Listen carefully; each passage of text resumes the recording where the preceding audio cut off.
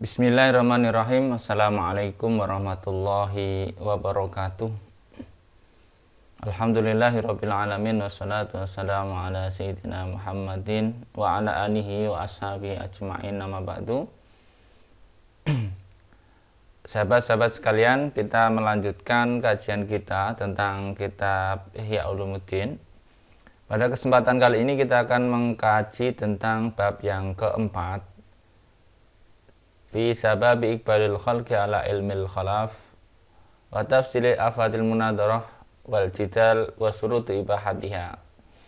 Bab yang keempat tentang sebab-sebab diterimanya penerimaan manusia, ya, iqbalul khalqi, penerimaan makhluk atau penerimaan manusia ala ilmil khilaf, terhadap ilmu-ilmu yang sifatnya khilafiyah, ya, ilmu yang khilaf. Wa tafsiri afatil munadharah, dan perincian tentang bahaya munadharah, adu argumen, wal jidal, dan debat, ya, wa surutu ibahatiha, dan syarat-syarat diperbolehkannya munadharah atau debat itu. Di sini masih di dalam halaman yang ke-42. Kawan-kawan atau saudara-saudara sekalian bisa buka di dalam kitab Ihya Ulumuddin juz atau jilid yang pertama di halaman 42 tentang bab yang keempat. Nah, di sini Anda bisa lihat i'lam anal khilafah ba'da Rasulillah sallallahu alaihi wasallam tawallaha al-khulafa ur-rasyidun al-mahdiyun. Ketahuilah bahwa khilafah setelah Rasulullah Shallallahu Alaihi Wasallam itu kemudian diterima atau dilanjutkan oleh para khulafa ar-rasyidun atau khulafa khalifah yang ar-rasyidun, yang mungkin bisa dikatakan cerdas, al-mahdiyun, yang mendapat petunjuk. Wa kanu a'imata ulama billah, ya, mereka itu adalah imamnya ulama-ulama billah, ya, ulama-ulama akhirat, ya. Wa kanu a'immata ulama billahi ta'ala fuqaha'u fi ahkami, ya, kemudian juga termasuk fuqaha, ya, mereka itu juga fuqaha, gitu, ya. Wa kanu mustaqilina bil fatawa, ulama-ulama khulafa ur-rasyidun itu adalah mustaqilin, independen, ya, di dalam fatwa. Kenapa bisa independen? Karena khulafa ur-rasyidun itu dia memang menguasai fikih, menguasai, dan secara ilmu yang lain dia menguasai. Bil fatwa fil aqdiyah fakanu la yastaghisuna bil fuqaha ila nadiro. Maka kalau Anda lihat khulafa ur-rasyidun itu tidak membutuhkan ulama-ulama fikih, ya, kecuali nadiron, kecuali jarang. Fi waqo'in, di dalam beberapa terma, di dalam beberapa case, ya, la yastagna fiha anil musyawarah, ya, mereka nggak perlu lagi musyawarah, mereka memutuskan. Fatabruqa al-ulama li ilmi al-akhirah, lalu kemudian ulama-ulama akhirah itu tidak terganggu, ya. Watajarradu laha wa kanu yatadafa'una al-fatawa wa ma yata'allaqu bi ahkamil khalq minad dunya wa aqbalu 'ala Allahi, dan sebagainya, ya. Maka ulama-ulama yang lain itu tidak terganggu, ya, dengan kesibukan-kesibukan menjadi ulama-ulama pemerintah kalau di dalam bahasa sekarang. Kita tahu khulafa ur-rasyidun, yaitu Abu Bakar, Umar, Utsman, dan Ali, itu memang mereka orang-orang yang cerdas, dan para ulama sepakat bahwa mereka inilah khulafa ur-rasyidun al-mahdiyun, ya, khalifah-khalifah yang cerdas, yang memiliki hidayah yang tinggi. Nah, mereka ini tidak membutuhkan ulama-ulama fikih karena mereka sendiri itu mampu menguasai ilmunya gitu, menguasai ilmu fikihnya mampu. Maka dalam hal fatwa maka jarang sekali mereka mengajak diskusi atau mengajak bahas masail kepada yang lain untuk bagaimana menentukan hukum ini dan itu ya. Tapi mereka sendiri langsung bisa mengeluarkan keputusan ya, karena ya mungkin kapabilitasnya sudah mumpuni ya.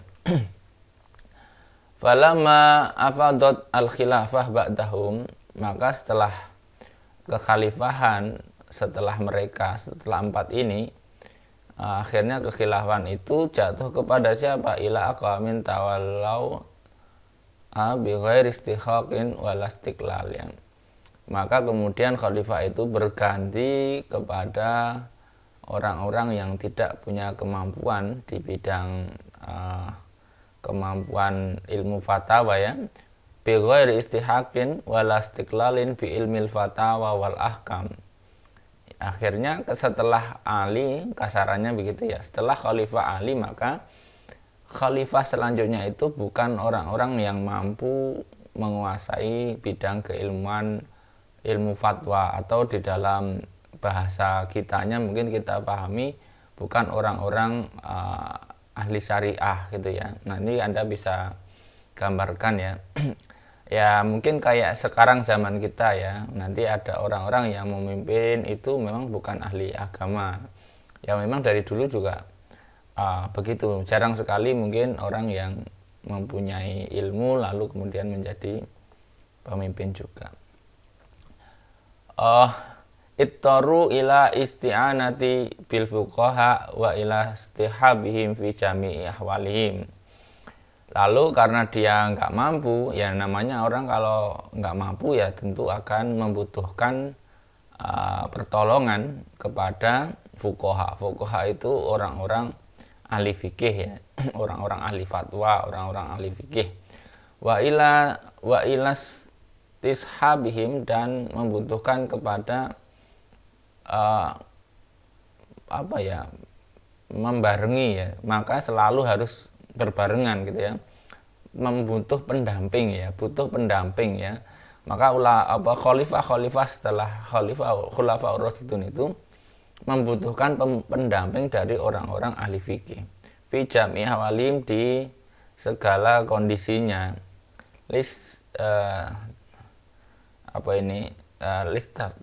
Ihim untuk mengambil keputusan fatwa ya, fi majari ahkamihim, tentang hukum-hukum yang ada. Wa kana qad bagian min ulama tabi'in man huwa mustamirun ala tarasil awal. Dan pada waktu itu memang ada juga ulama-ulama yang tetap pada kebiasaan lamanya, yaitu dia tidak mau terjun di dunia politik, kasarannya begitu ya. Ada ulama-ulama dari tabi'in yang tidak mau terjun di dunia politik, dan dia tetap menjalankan tradisi-tradisi ulama-ulama yang sebelumnya, yaitu wa mulazimus safatin wa muadibu ala simatil ulama salaf, dan mereka tetap pada kondisi barisan-barisan yang istilahnya tidak mau terbeli lah idealitasnya, dan tetap menggunakan ciri-ciri ulama salaf. Fakanu idza talabu harabu wa a'radu ya. Mereka ketika diminta untuk menjadi qadhi atau apa itu selalu kemudian menghindar dan enggak mau ya. Fatara al-khulafa ila ilhaqi fi talabihim li tauliyatil qada wal hukumat.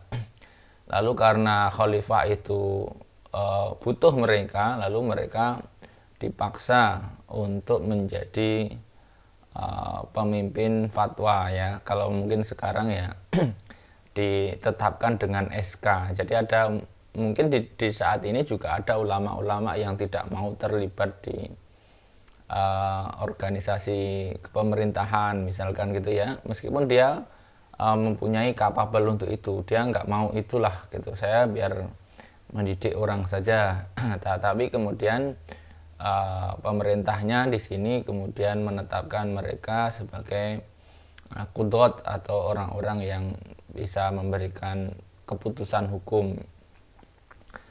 Faro'a ahlu tilkal a'sor izul ulama, ya karena ulamanya nggak mau dibeli pemerintah, ya maka ulama itu dihargai oleh masyarakat. Ini waktu itu ya. Wa iqbalul a'imah wala alaihim, ya a'imah ya para imam dan para waliul amr ya, ma'iradim anhum fa'asyara abau litolabil ilmi tawasulan ila nailil izzi wa tarkil jah min qibalil wala. Ya memang mereka itu menolak dengan mencari ilmu untuk mencari kedudukan itu. Jadi ulama-ulama dahulu itu memang konsepnya berbeda ya. Mereka itu tidak ingin orang mencari ilmu itu demi untuk mencari sebuah jabatan atau kedudukan, tapi mencari ilmu fatwa itu harusnya, mencari ilmu-ilmu syariah itu memang harusnya tujuannya untuk mengajarkan masyarakat supaya mengerti apa yang harus dilakukan dan apa yang harus dihindari dari perintah Allah dan larangan-larangan. Fabala il fatawa wa aradu anfusahum alal wala wa ta'arrafu ilaihim wa talabul wilayat ya, wassalat minhum fa minhum man khurima wa minhum man anjaha. Ya memang akhirnya ya terjadilah, karena tren selanjutnya adalah orang-orang itu ya setelah belajar tentu ingin mencari kedudukan, mencari jabatan ya. Sebagian berhasil dan sebagian yang lain tidak berhasil. Adapun orang-orang yang berhasil wal munjih lam yakhlu min dhulit talab, ya orang-orang yang berhasil di itu ya akhirnya ulama-ulama yang berhasil mengajukan diri menjadi orang-orang pemerintah, ya kalau dalam versinya Imam Al-Ghazali ini ya akan yang berhasil saja itu akan kena tidak lepas dari kehinaan meminta-minta ya, wa mahnatul istibdal, dan ya pokoknya ya begitulah ya, kehinaan meminta-minta dan mengemis ya, kasarannya gitu. Orang kalau mau mengajukan diri menjadi sesuatu kan ya akan terlihat seperti itu. Fa asbaha al-fuqaha ba'da angkanu matlubina talibin, ya kemudian apa istilahnya, fa asbaha al-fuqaha ba'da angkanu matlubin talibin, maka ya, ulama-ulama fikih yang sebelumnya itu dicari menjadi pencari gitu ya. Jadi kan kalau Anda lihat secara mudah, ini argumennya Imam Al-Ghazali mengatakan, kenapa Anda itu merubah status yang dulu dicari-cari sekarang mencari-cari. Jadi kalau dicari itu mungkin penting ya, tapi kalau mencari-cari berarti kan tidak penting. Maka di sini istilahnya Imam Al-Ghazali, fa asbahal fuqaha ba'da angkanu madlubin talibin, ya dulu dicari-cari, sekarang Anda merendahkan diri menjadi yang mencari-cari. Wa ba'da angkanu aizatan bil a'rad anisalatin adilatan bi iqbali alaihim, dan yang dulunya mulia karena menolak dari para penguasa ya, dulu orang ulama-ulama itu menolak membantu penguasa misalkan, adillah bi iqbalil alaihim, lalu kemudian menjadi rendah karena menerima terhadap mereka. Ila man wafaqahullahu ta'ala fi kulli asrin min ulama idinillah ya. Ya kecuali orang-orang yang masih diberikan taufik oleh Allah Subhanahu wa taala fi kulli asrin, di setiap zaman, min ulama idinillah, dari ulama-ulama agama Allah. Waqad kana aksarul iqbal fi tilkal a'sar ala ilmil fatawa wal aqtiyah li syiddatil hajjah ilaiha fil wilayat wal hukumah. Ya yang banyak memang yang diterima di dalam hari-hari ini adalah ilmu yang kaitannya dengan fatwa-fatwa dan keputusan hukum, ya karena kebutuhan yang mendesak tentang itu di dalam pemerintahan dan kenegaraan, ya. Makanya orang-orang ilmu fatwa yang itu sangat dibutuhkan di mana-mana, ya. Sampai sekarang kalau Anda lihat fatwa-fatwa itu penting, ya, meskipun ya tentu fatwa itu adalah harusnya diselesaikan oleh orang-orang yang ahlinya, dan semoga orang-orang yang mengeluarkan fatwa itu masih pada jalurnya, ya, masih memang dia menguasai itu.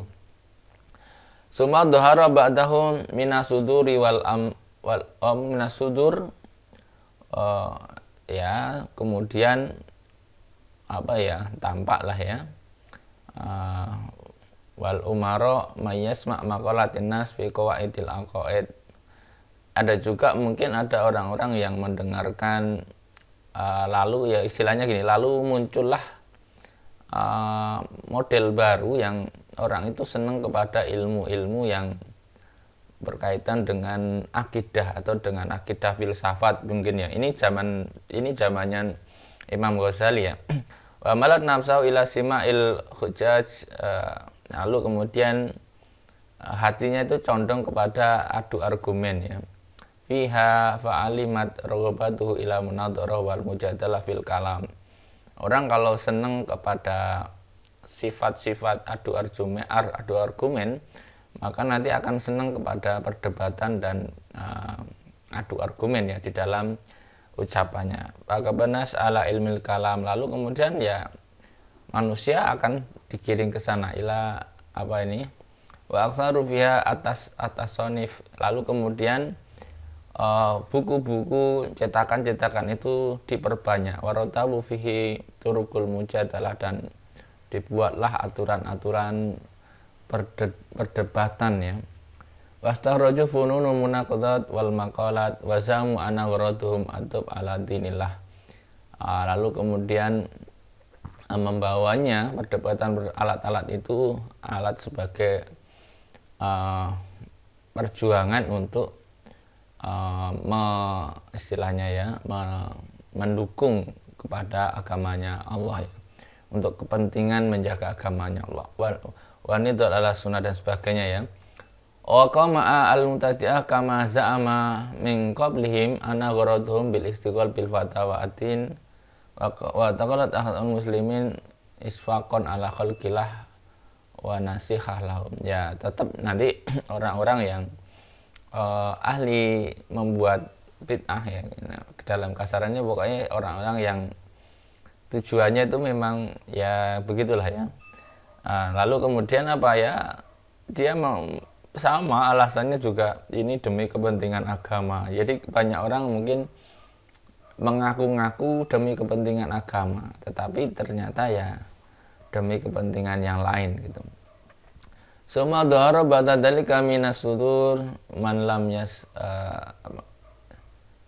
suabul khud fil kalam wa fataha babul munadharah fihi lama kana qad tulatu min fathi babihi minat ta'assubat al-fakhisah wal khusumat al-fasyah dan sebagainya, ila ihra itima dan sebagainya, ya, wa tahrifil bilad dan sebagainya. Lalu kemudian muncul juga setelah itu adalah al-khud, ya, pendalaman di dalam ilmu kalam, ya, kemudian membuka pintu-pintu bahasa kita mungkin pintu-pintu kebebasan berpikir, ya, kebebasan beradu argumen, ya.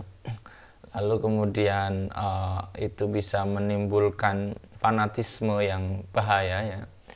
Ya mungkin kalau Anda lihat awal-awal memang dulu bahasa mungkin liberalisasi, gitu, ya.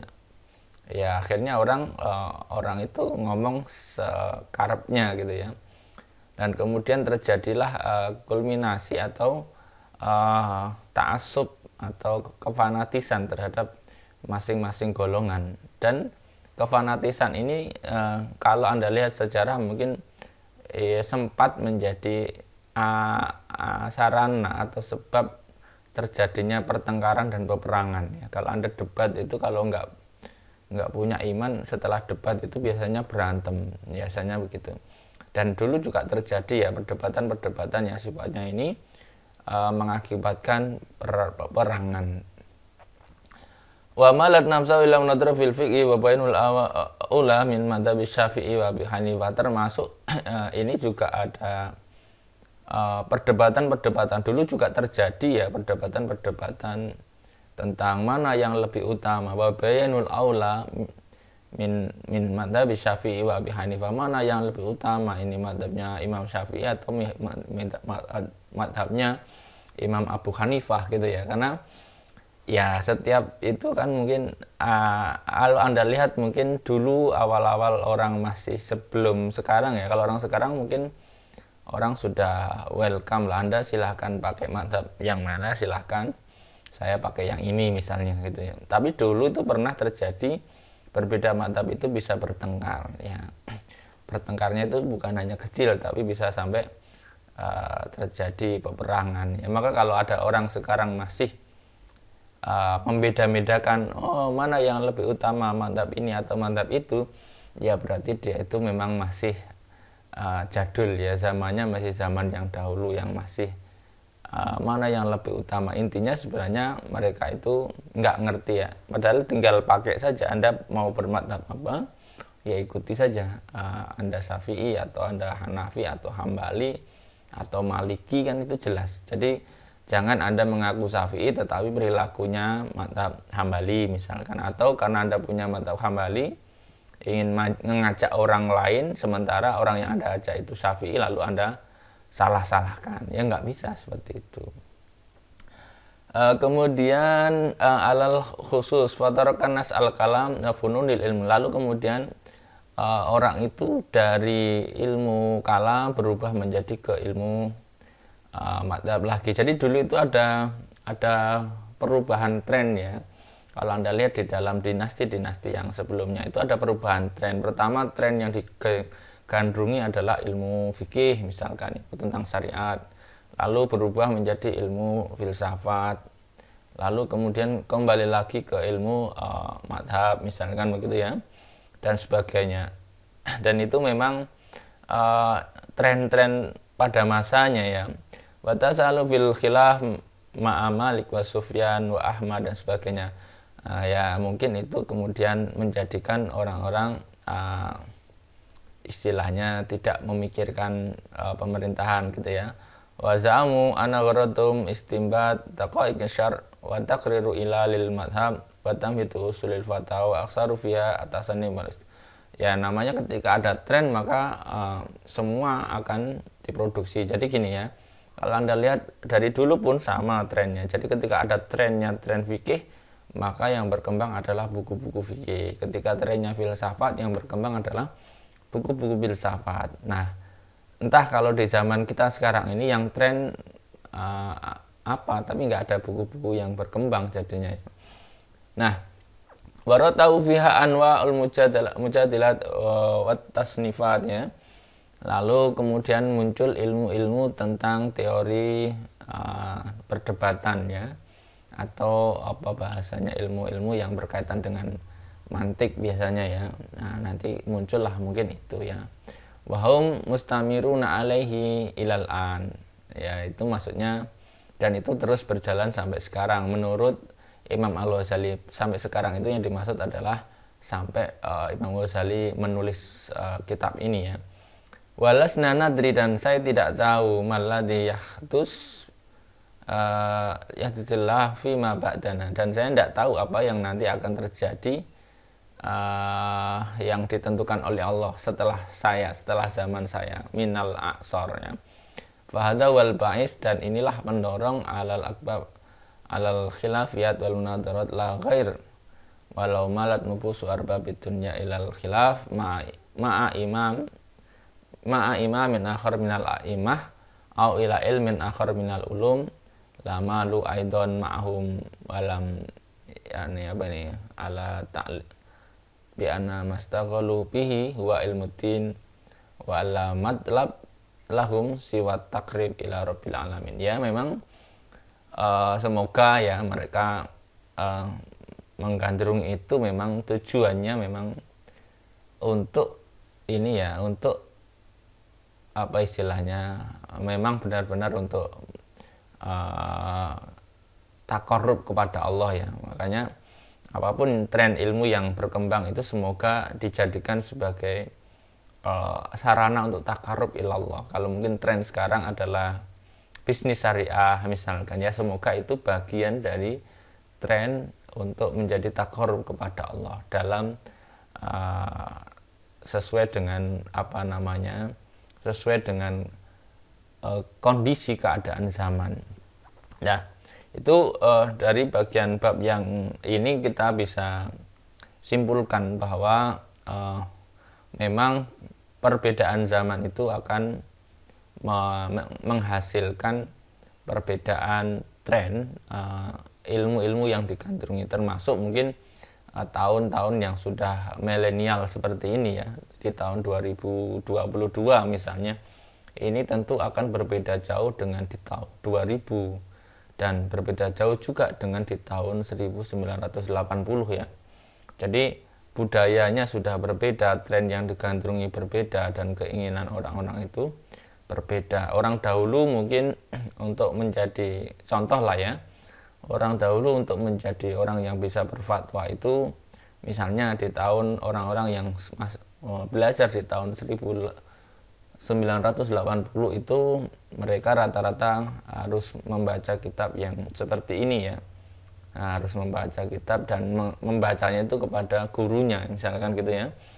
Lalu kemudian di tahun 2000 juga masih ada, terus kemudian sudah mulai berkembang terjemahan kitab-kitab. Nah, lalu di tahun 2020 dan 2022 khususnya ini mungkin orang-orang sudah nampaknya ya sudah mulai jarang yang mau membaca kitab-kitab seperti ini dan sudah asik dengan fatwa-fatwa yang tidak jelas ininya apa namanya, sumbernya dan kapabilitas orang yang membuat fatwa, karena mereka hanya berdasarkan satu atau dua statement dari orang-orang yang kemudian menjadikannya itu menarik untuk dilihat dan seolah-olah didukung dengan dasar-dasar yang kuat. Maka penting juga meskipun di dunia yang sudah modern Anda membaca pandangan Imam Al-Ghazali yang jauh sudah ratusan tahun yang lalu, tetapi sebenarnya Anda bisa menarik betapa pengetahuan beliau Imam Al-Ghazali ini masih bisa kita gunakan sesuai dengan zaman kita. Baik, saya kira untuk bab ini cukup. Nanti kita lanjutkan pada bab yang selanjutnya, yaitu bayanu talbis fi tashbih hadhil munadarat bi musyawarat as-sahabah wa mufawadati salaf. Nanti kita akan sambung pada bab itu.